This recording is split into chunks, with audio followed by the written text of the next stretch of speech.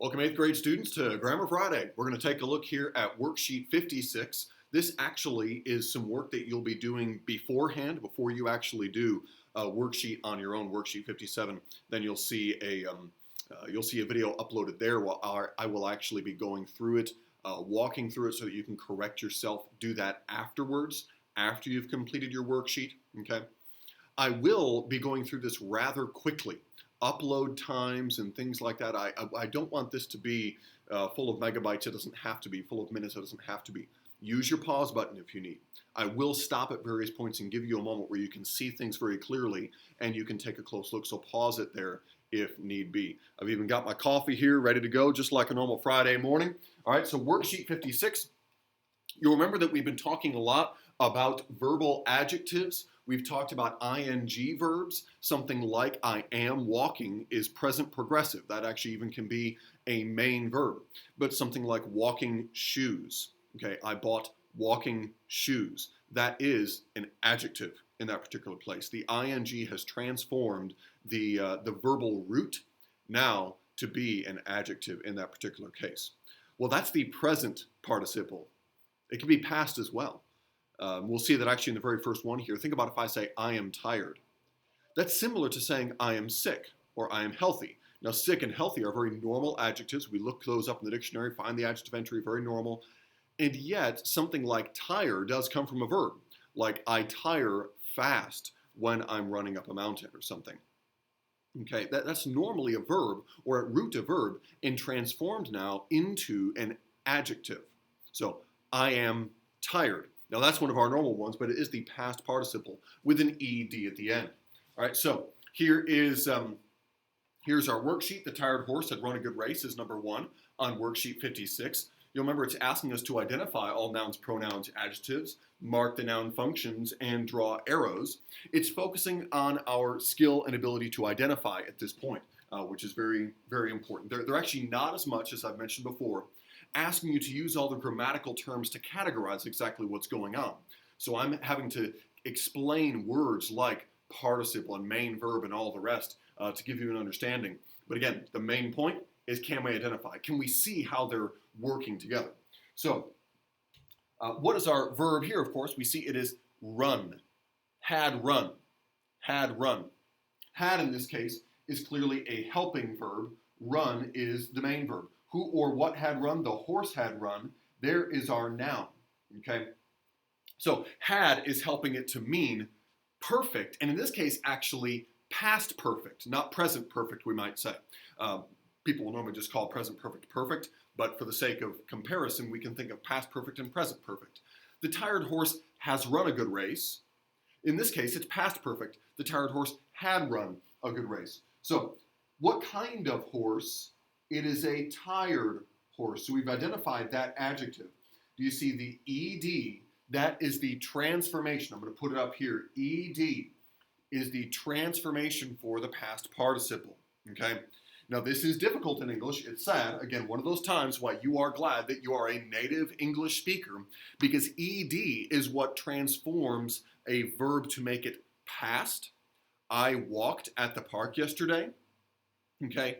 It's also what transforms a verb to make it a participle, a past participle, not a present participle. The dog was walked already. That kind of thing. Okay? Or the dog is walked. We could put it that way. So the tired horse had run a good race. Who or what had he run? He ran that race. The race there is the direct object. Good is the adjective. I'll just put a check mark and leave alone the and a, because of course those are the articles. The is the definite article, a is the indefinite article. So we've identified nouns, pronouns, adjectives, the noun functions. We've drawn the arrows as well. Number 2, you'll see we have rescued the mistreated children.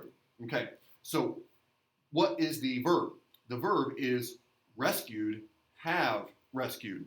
Okay, so have is the helping verb, rescued is the main verb. Who or what has rescued? Well, that would be the subject pronoun we. We have rescued. We have rescued what? We have rescued children. Direct object. What kind of children are these? Very sadly, these are mistreated children.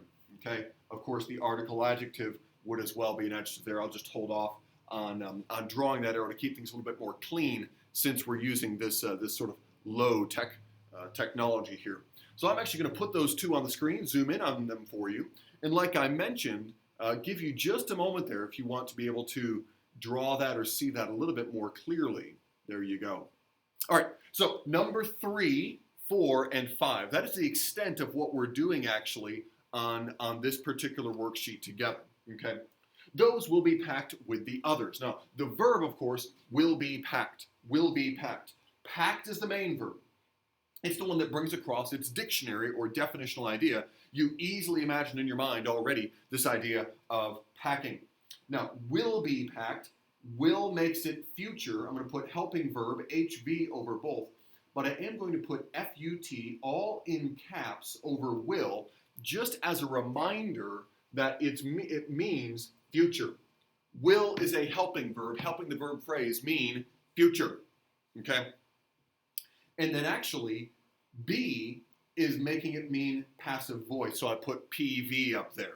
Now, we've not emphasized passive voice a great deal, but actually it's the kind of thing you can learn easily.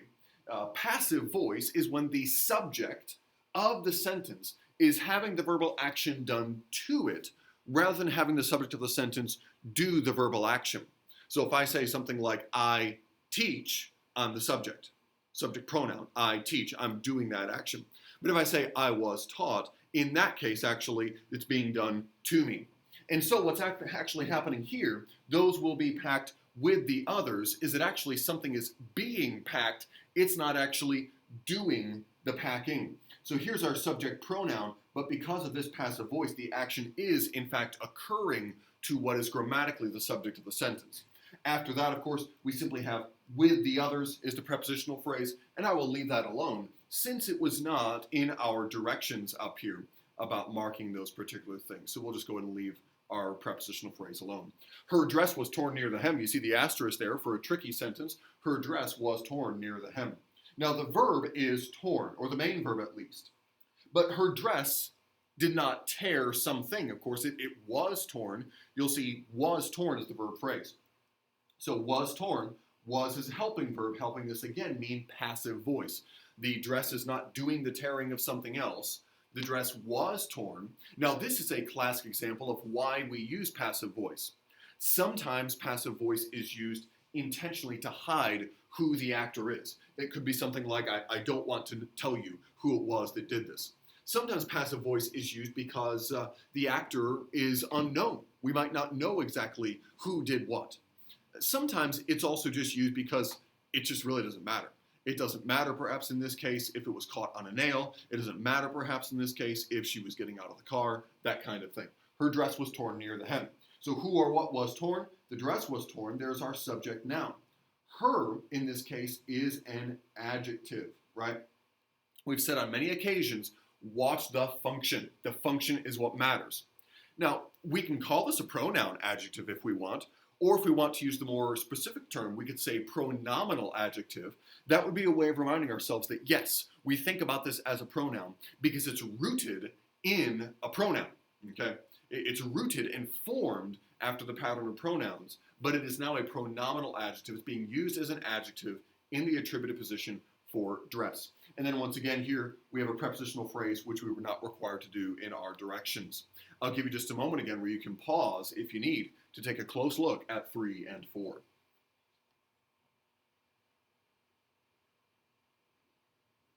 All right, so let's go on to 5 here, and that will finish up our time on worksheet 56. We were certainly excited about your wedding. Now, kind of a unique one here because we have an adjective, or excuse me, an adverb in between our verb phrase. So the verb, excited, excited. We were excited. So were excited is the verb phrase, but the adverb is in the way. Certainly is an adverb. Now remember what you can do with adverbs. You can remove them. We were excited about your wedding. You actually could move it as well. We were excited about your wedding, certainly, or certainly we were excited about your wedding. So we want to make sure that certainly and any other adverb is not throwing us off too badly. Who or what was excited? We were excited. So there's the subject pronoun. Now notice how excite can be a unique and difficult verb here. In this case, it has become so common in our language to use excited this way, then it would be considered by most, and probably even by you as you think about it, to be maybe a predicate adjective. Do you see? But excite is a verb. You could maybe imagine your time in science class where you know that introducing heat, for example, will excite molecules. It'll make them active. It'll make them full of motion and expansion and so forth. Well, that is actually how I went ahead and marked it here. I marked it as if someone was doing that exciting, or the news about the wedding excited them in that case. Because we could say, your wedding invitation excited us. And you see what's happened there. That is a standard past tense verb. Now, because excited gets used so often in this way, you could easily see someone marking this as a linking verb. Sorry, that focus changed on the computer there. You could easily see that some could mark it as a linking verb with were, and then a predicate adjective with excited, kind of like, we were certainly happy about your wedding. That'd be one of those times where you could mark that legitimately in either direction, but I think this one is the better way to go, and that is what's going on in number 5. So with that, actually, I'm going to pause and end this video. You may pause it right here if you want to take a closer look at number 5. And then actually, you will go on and you'll do worksheet 57. And then you will be able to compare that to the video I post there. So take care.